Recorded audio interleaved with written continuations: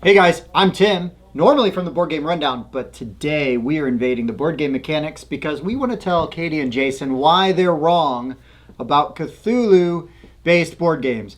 I mean, there's only a few of them. I mean, like these, for example. Only a few of them. Oh, yeah, and these. And these.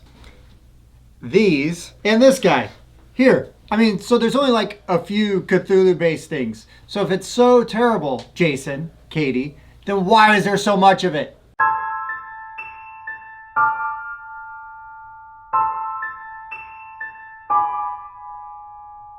Okay, guys, so for you to really understand why Cthulhu mythos and games based in the Cthulhu mythos is so prevalent, I'm just going to give you a little bit of history on H.P. Lovecraft, father of the Cthulhu mythos, if you will. Yep. Just to give you some context, right? Learn Okay. this, Tim. Born in 1890, died in 1937, age of 46, intestinal cancer. That math checks out. Yeah, Yep. he was afraid of doctors, and so basically he got diagnosed like a week before he died. He waited a long time. Was in a lot of pain, barely ate, blah blah blah blah blah. His father died when he was really young, went crazy, died in an insane asylum, probably because of Reading his kids' letters. or advanced syphilis. Oh, But your pick, too. Yeah. one or the other, right? So then he lived with his mom and his aunts, and he actually was really close with his grandfather. But then he died. They were born actually pretty affluent. He was born pretty in an affluent household, and then they just their money just started going away. He then started writing. Now, early on, his writings are problematic because he was very xenophobic. Very xenophobic. I mean, not just racist, right? Like, it Right. wasn't just like Yep. African Americans. It was Italians. It was Polacks. I Yeah. mean, it was It was everything. the Portuguese. I just started listening to Yes. those words. He does not like Portuguese people. Well, I got more on that. Okay. So he started going to these writing conventions. He actually enrolled in Brown University, never finished. But he started going to these amateur writing conventions, blah, blah, blah. He meets this woman named Sonia Green. They get married. He moves to New York.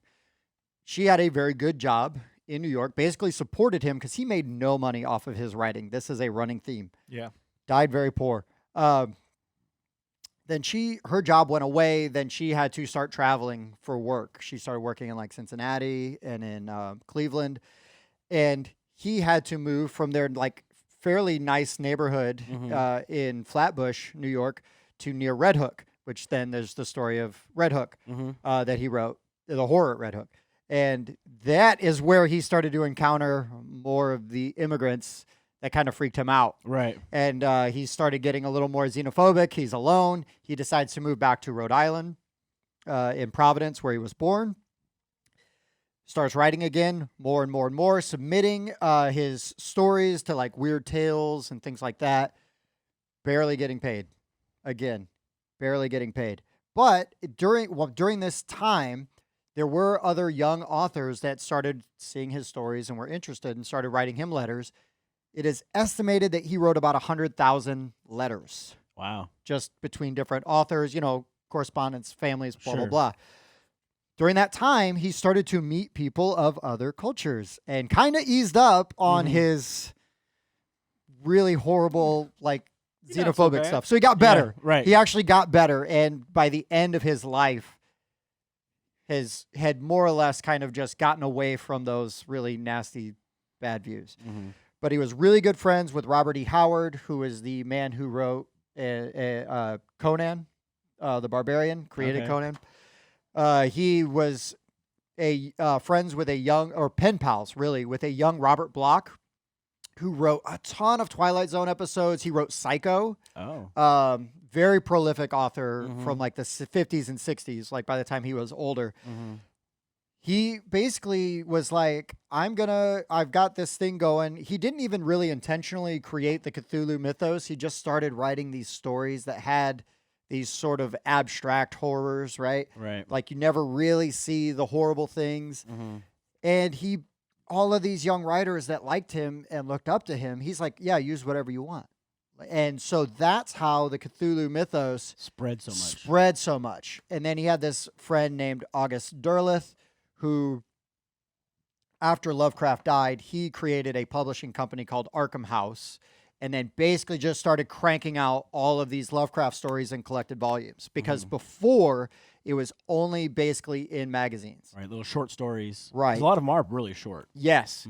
And he also, like, for whatever reason, H.P. Lovecraft, he had many opportunities to get books published in like small novel form and things like that, and he just didn't. And I don't know if it's because he was just kind of crazy, because he was poor, he needed the money, and he barely made any money off of it. But yeah, so he basically just encouraged and created this whole circle of writers around him, and that's then they started perpetuating and adding on to the Cthulhu mythos. August Derleth is actually the guy who coined the term Cthulhu mythos. Okay. So like, then anybody can kind of write something. It doesn't even have to be Cthulhu. It could have Dagon or Nyarlathotep, blah, blah, blah, whatever. Right. They've even made up their own, and it's just this big umbrella, right? Like a big tent. Everybody's welcome. But my favorite like quote out of all the Cthulhu stuff of all time, it's out of the Call of Cthulhu. It is, "That is not dead which can eternal lie, and with strange eons even death may die." That's badass. It's pretty good. It's badass. Necronomicon. Yeah. So he was Not as quoting good the as, your Necronomicon. scrolls and tomes will burn to fire. Yeah. Or The whatever I Death said. May Die. That's one of the ones that Yeah, just came Cthulhu, out. Death May Die. Mhm. So, guys, there's Lovecraft letter, right? There's love letter. This is like basically Cthulhu You'll get there, man. Monopoly. It's not, but it is. It's the Doom that came to Atlantic City. So, Bob, Yes. you probably, out of everyone at this table next to me, most experienced in Cthulhu mythos games and stuff. You've read some of the books, right? Some of the I stories? haven't read them, but I bought the Audible. They have a complete You've collection. listened to some of them, It's though, like right? 70 hours. Yeah. Then I started getting a growth right here, so I stopped. Yeah, that's fair. That's fair. But, I mean, this is a rich... There's a lot there. There's a rich, there's so much to Source mine. material. Yeah, there's so much to mine from this. You make so many good games. Dan, what do you think of Cthulhu mythos stuff? Hi, Jason and Katie. So here's the thing. I don't really care about Cthulhu, right? The thing that I care about is I love theme. We've talked about this a lot. And the same reason I like playing Lovecraftian games is the same reason I would like playing a lot of like Star Wars games, or even there's some Warhammer games I've liked playing, like not the miniatures, but like the board games, is because you can feel how insanely well written and deep that universe is. Sure. And I love how well written the Cthulhu universe is. You believe every second when you're in that universe of like, no, this could be real, just because like it's so well done. And so that's what I like. And a lot of the times too, like they kind of make jokes, right, with obligatory Cthulhu expression. Right. Yeah, no, so they're it's fully great. self-aware. Yeah. That, Well, I know, was going to it's- say, though, is at the same time, while there is that, a lot of the times they really do take that extra like step and really make it matter and stuff. Like, I genuinely, I own this. I'm really happy with this game because this is not just a reskin of Love Letter. They really do change the mechanics of this to make it feel better in that universe and stuff. It's still Love Letter, right? But the fact that you're, balancing your sanity and like, oh, do I want the more powerful abilities, or you might just have to go insane and get the more powerful abilities. Right. Like, It's sort of a little press your luck, right? They really took that extra step to make it not just reskinned, and I really appreciate this universe for doing that kind of stuff. Come on, guys. If there is a Munchkin version of your IP, So apart from that, They do make bad games no, sometimes. but I do love the noir feeling of what the Arkham games have. Yes. Set back in the 20s and 30s, they're investigating things, trying to figure out what's going on. I love like the cultists and the aspects that like all that brings to it and everything. Like the guys in the robes, and the mysterious spells. Like then, and this really kind of touches all aspects of gaming, right? We've got territory control. Yep. You know, it's everywhere. wargaming, asymmetrical factions, Arkham Horror, right? It plays completely different. Yep, it's pure co-op where you're moving guys around and trying to close portals Eldritch together. Horror is like right in that same vein, right? But on a bigger, on a bigger Unlocking spectrum. insanity. The Death May Die tells a good story. There's different scenarios you can play through and try Mansions to keep of them on. Madness, right? Also, which is an excellent, especially second edition is so good. They really just kind of ramp it up. Yeah. Unlocking Insanity, Unlocking right? Insanity, is a really good roll and write. Yeah.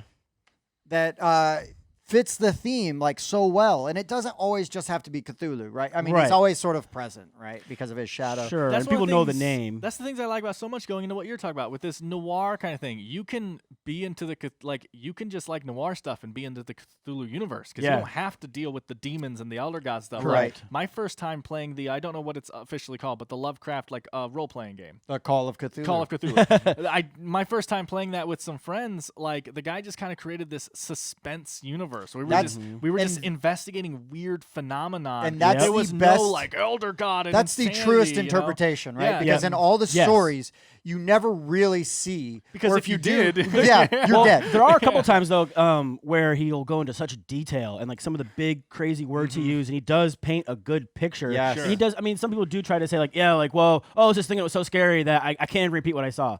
And he does say that a little bit, but then Sure. he does try to explain like, like it was purple with bulbous things and shiny, glistening Right. this and ichor black. It's really good. It's really It's good. really good. Yeah, I mean, sometimes he does cop out. I mean, like not all of his. But it's like lore-wise that he cops out. You know, I literally can't describe this to you. yeah, but it's on theme, right? He's Yeah. always on theme. He's on brand. Yeah. But it's so sad he died poor, right? He died poor and Right. virtually unknown. Yeah. And it was so the- young because there could have been so much more.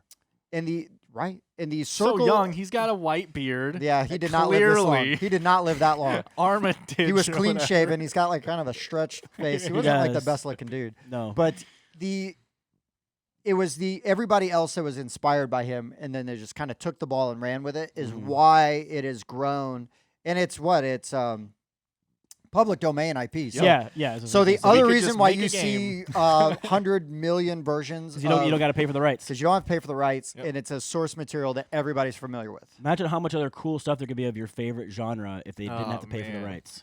Yeah. You'd have some good stuff, You'd have and some you'd good have stuff some out there. garbage And too, some and that's fine. But that's Sort through the garbage, you play the good ones. you I'm know? really excited to play this Barkham Horror, the meddling of Meowlathotep. Mm-hmm. Yep. See, so it's even reached like parody, Yeah, It reached parody a long time ago. I it think. did. self parody. Oh, This okay. is like intentional, like ironic parody. Got it. But yeah, man, I love Cthulhu Mythos based stuff. Yep. I think it's really good. I mean, it's not all great. Mhm. There are some clunkers. In there. Sure. And I get, it's not necessarily for everyone because of the art direction that they take and stuff. I get that, but But I'm just saying. But I love a lot of that art. The dark No, it's creepiness. But some fantastic people art. don't care for that. Yeah. Kingsport Festival, right? That's Yeah. like straight up worker placement, right? That's Yep. not even like a That's like Evil High Priest. Jason or Evil High Priest. Yeah. They're not all just minis. I Yeah. mean, this is minis It's- and this you, is you minis. just got meatballs and you're putting them on a spot, taking an action. And these are all take that, so you wouldn't like those. But still, Yeah. still there Not doing are great. some There are tracks, right? Because you got to track your sanity. right. You got to track your other health. stuff. And unlocking insanity is actually a pretty good roll and write for Yeah. somebody that does not like roll and writes that Exactly. much. Me too. Yeah. So- Enjoyed it quite a bit. You guys are wrong. We're right. We just explained why we're right. Yeah. Yeah. Right? Right? Right. Yeah. Yeah, it's definitely worth giving a shot. Like, it's not something that I think there are some things where I think judging a book by its cover works out. I do Cover. not think this is one of them. I think to be scared of this is to Well, that do makes sense. yourself a disfavor. Yeah. Yeah, never mind. And besides, there's not going to be cute plushies of Yeah. like nobles and tracks. Yeah. Now, granted, my niece made this for me. You can't go and buy this, but I'm sure you could find something similar. Yeah. Right? Or the pattern. The pattern. Sure. Disservice is the word I was looking for earlier, but they were all Disservice. talking at the same time, and I could That's not true. think of it. I think I said disfavor, same thing. Yeah. You were going off the rails, so we had to just start Oh, is talking. that what it Yeah, was? jump in and save Sorry, you. I was Yeah. thinking educationally. And Yeah, we can't have that. Is realistically. that a thing also? Well done, sir. I think we're going to just have to end this before it gets any worse. But guys, this is all in good fun. We love the guys over at the Board Game Mechanics. We are the Board Game Rundown. Yep. Thank you for watching. Obviously, come find us, Game Talk Network, Meeple Game Society. We Yeah. hang out all over the place. And we Yeah. cover quite a few of these games on our Yep. channel. Yeah. And if you're interested in any of these, let us know, man, because we can go in deep on any of them at any Yeah. given time. Right. And be happy to do so. Mhm. So for the Board Game Rundown Mechanics, I've been Tim. I've been Bob. I've been Dan. Thanks for watching, and keep watching their channel because it's pretty okay. Don't Pretty let us okay. ruin it for you.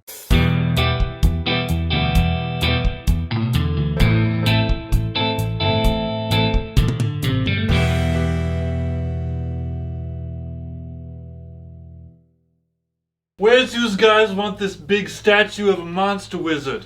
Oh boy. Right in front of Tim. I don't know. I don't honestly. know. Put it in my car. I'll take it home. What? Gandalf the Elder God. Cthulhu the Grey. Yeah, Cthulhu the Grey.